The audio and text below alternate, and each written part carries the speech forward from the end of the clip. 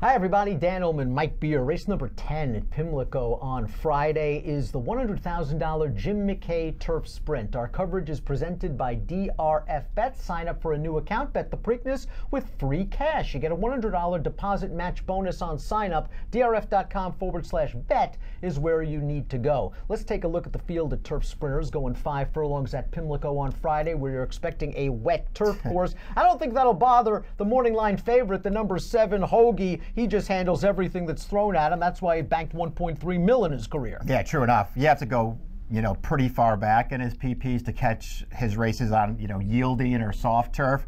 But he used to handle it just fine. I'll assume that he can still do it. I like this horse cutting back into this. I know that he won when they stretched him out 2 starts back. They took a shot in a grade 1 last time. Who cares about that race? He's a better turf sprinter, isn't he, Dan? Go back to that race. Houston, 3 starts back. How good was he that day? You got a good trip?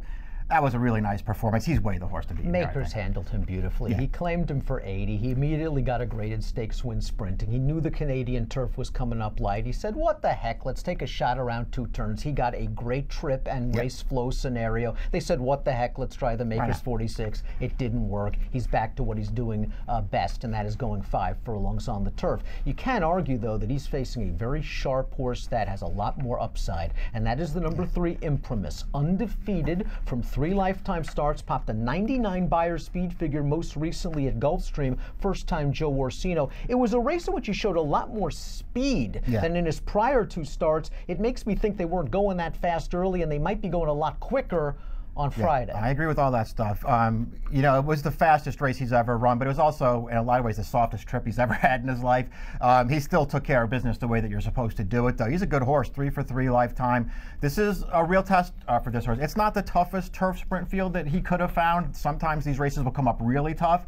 He's not catching, outside of Hoagie, he's not catching the really good turf sprinters in here, but it's still a good test for this horse. I'm very interested to see how he handles it, because I've been really impressed with all 3 of his races. Course condition could be key for him as well. He is untested on anything less than firm, but at least we know he has that versatile running style. We know that Rocket Heat is a need-the-lead type, and drawing the inside post, he is on a send. Timeform US agrees as we throw up the pace projector. They got the one Rocket Heat out there on the lead. He went gate to wire for Carlos Martin at Laurel last time out. He was just able to set a nice, easy lead, and I think somebody's got to push him here. Yeah, it feels like it's got to be a different pace scenario for him. I like this distance for him. I think this is really what he wants.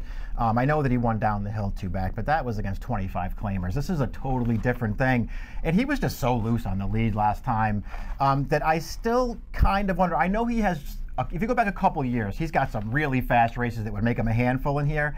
I kind of wonder if he's still that horse. Do you think he's still that horse? I'm sort of on the fence about it. I'm not sure that I think he's that good anymore. I think if you give him a nice, easy scenario, the way he dug in last time out, albeit against a very weak field, I think he still has that ability and that heart that he wants to beat you. I'm just not sure with you. You put some pace at him, you throw some heat at him, especially since he did most of the damage in his career on those hard turf courses in Southern California, if he's going to do it over yielding ground. Timeform US has the 5 Vici sitting second off of the 1 Rocket Heat. Javier Castellano had his choice of 2 in here, Vici and Field of Courage. He lands on Vici. We saw Vici live up close and in person at Tampa Bay on February the 24th, where he was supposed to win an Winners at 2 other then, but he missed the break completely. The good news was there was an electric pace that worked his advantage. Yeah, a lot of things went his way after he didn't break right in that race. What helped him more than anything else was he just laid over that field on paper, and it was an impressive win for him. I think he's a pretty good horse, Dan.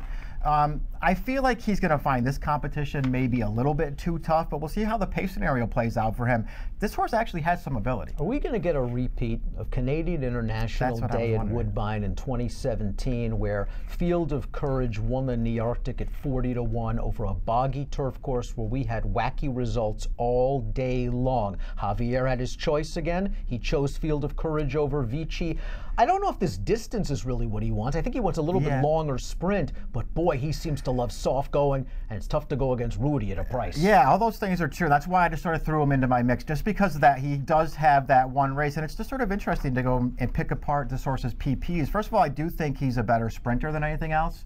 And I don't know, going 5 furlongs, maybe it'll be too sharp for him, but I don't really love him at the sort of middle distance, you know, the 7 furlong turf race, I don't think those are great for him. I feel like 5 and 6 might be better for him. And boy, with all the rain we're supposed to get, that race at Woodbine last year, I mean, if he could run that kind of race, he's a contender. I really respect old warriors like the 4 Oak Bluffs, horses that have won 15 times out of 40 starts and are still kicking strong at the age of 8. And listen, Rainbow Air, it's kind of a shame he got retired early this year, just when he was getting good for Jason Service. Oak Bluffs made him work a little bit 2 starts back, and then he kind of grinded it out last time out against inferior competition.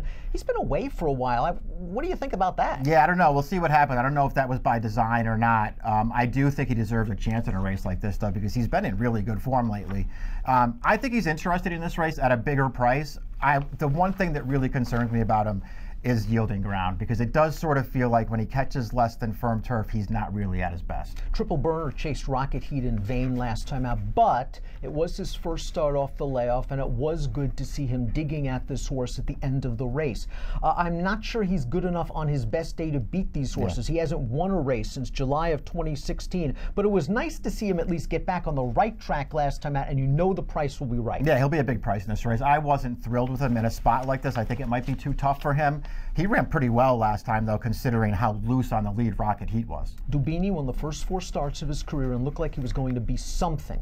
Then kind of fell off the wagon a little bit. 2 starts back, he outran that 59-1 odds in the Aqueduct Turf Sprint Championship, although I thought Kendrick Carmouche just gave him a perfect trip and ride. I agree with all that stuff. This horse is okay, and obviously, as you're right, he started out his career like he could be something. They tested him. It hasn't really worked out since then. Carmouche deserves a lot of credit for that effort 2 starts back, and you just sort of, if you take that running line out of his PPs, he doesn't really look that tough in this race. We'll see if he can get back to one of his better races. Unbridled Daddy seems like a stab in here. This horse has middle distance dirt speed. The only time he ever sprinted on turf in his career was way back in his career debut in 2015. He's hard to recommend. He is. He was good in that race in his first ever career start. He actually ran well sprinted. They stretched him out immediately. I'll say this about him. It's hard to like him in this race. He's a better turf horse. I'm glad they're finally getting back to turf with him. Let's take a look at our top picks for the Jim McKay Turf Sprint. You're going with the horse that they all have to beat, and that is Hoagie. I want your opinion on my top pick, the number 8 Pool Winner, who's getting up there now at the age of 6. This is a horse that used to have good early speed. When you see a horse that speed has sort of departed them in their last few races, do you think it's a sign that maybe a little bit of zip has gone off the fastball? Yeah, I think you have to worry about stuff like that, because you're right, this horse, it's almost like every one of his good races is when he's able to be part of the pace, and that hasn't really happened for him in his last 3 or 4 starts. So that's a concern for sure. You know, we'll see what kind of trip he gets. Dan, I'm just not a big fan of this horse. He's been around forever. We've seen an awful lot of this horse. I've just never been a big fan of this horse. I'm hoping he can show a little bit more speed. Timeform US isn't expecting an electric pace up front. Alan Goldberg excels with turf sprinters, as we've seen over the years, and he's done well over yielding ground, his Pool Winner. The Gulfstream Park Turf Sprint was his first start off a very long layoff. He was 45-1. He wasn't expected to do much. Last time out was that Silks Run Stakes, and I thought that was a pretty good race, where Vision Perfect just ran a very fast race. Pay Any Price came back to win with an 87 Beyer. Chero came back to run 3rd in the turf sprint at Churchill with a 92. Pool Winner was running at the end of that race. He galloped out very well. I wonder if 5's actually short for him at this point in his career. Maybe. He's going to be a price. He's 15-1, and he has back races. So 100%. I'm going to take a chance with Pool Winner in here. But Mike's going with the horse to beat Hoagie. He's going 7-3, 2-4. I'm going 8-3, 1-4 in the $100,000 Turf Sprint at Pimlico on Friday. Again, you can bet it with your new DRF Bets account. And not only can you bet the Jim McKay, you can also bet the Preakness with free cash and a $100 deposit match bonus. Just go to drf.com/bet, sign up. Very quick and easy. Approximate post time for the Jim McKay Turf Sprint, race number 10 at Pimlico on Friday, 4:14 Eastern. Best of luck.